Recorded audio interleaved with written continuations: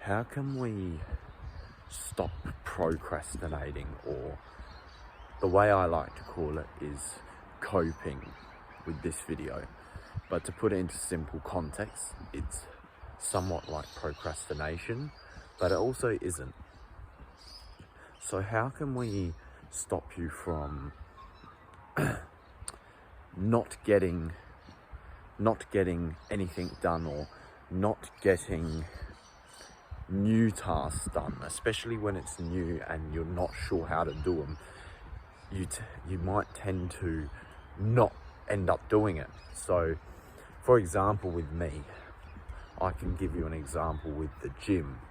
So when I started with the gym, I really didn't know what I was doing. I just didn't do it. I did not do anything because I didn't understand how to do what I needed to do.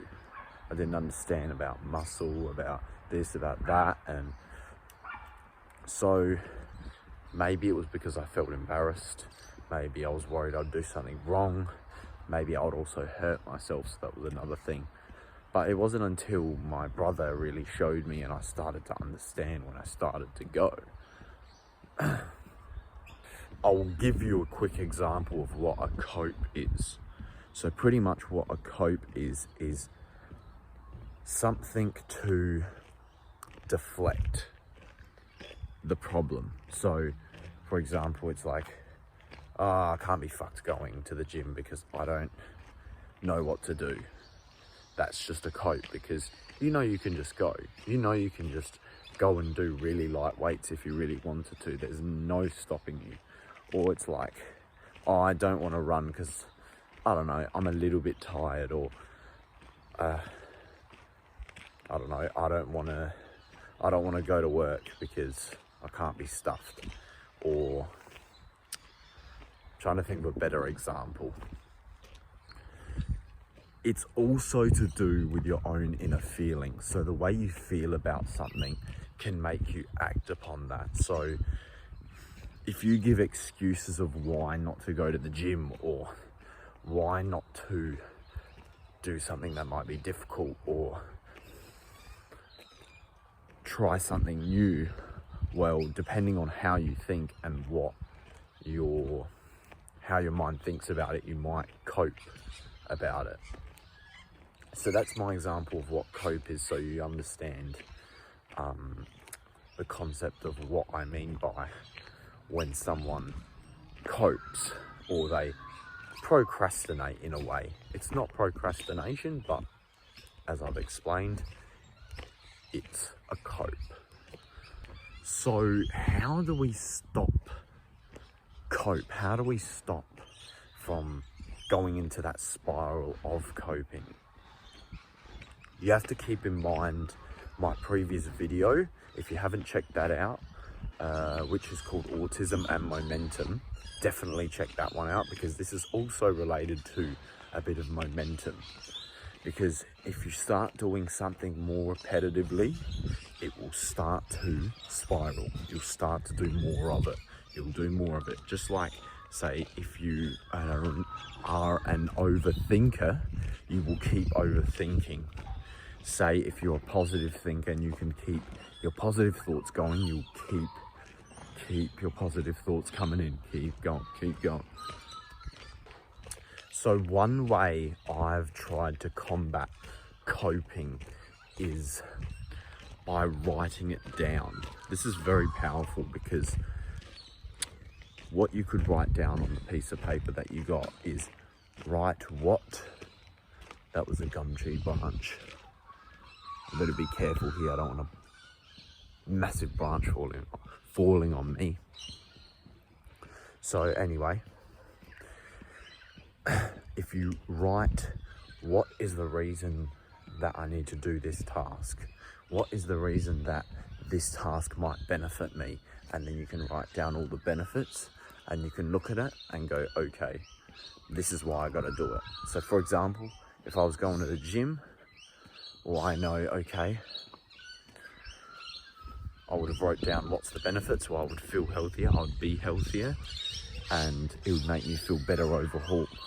So pretty much what you're doing in this exercise is you're making yourself aware with the benefits with, well, how is this going to improve you? So that's the first way of knowing, trying to stop yourself coping. The second way to stop maybe coping about something is to research it. So if I went to the gym and I tried researching and learning a little bit more and understanding it, I would have ended up being more likely to do it because I understand what to do. Where, for example, even like with boxing, I'm starting to get into boxing now, and I'm finding it really difficult to understand the moves. I'm finding it really difficult to know what to do. But if I just go on the internet and do more research and maybe watch UFC or watch other people boxing or watch someone giving out tips on YouTube about how to box better, well, I'm more likely to do it better, or I'm more likely to go to training.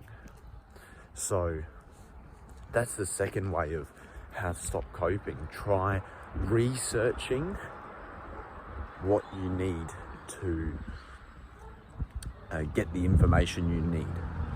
Because then, if you're more likely to understand it, you're more likely to understand, well, okay, this is what I need to do, you're more likely to do it. The third way is probably the most effective way, because this is the way I've found to be the easiest, but it can be very difficult, especially when you don't have someone else to help you.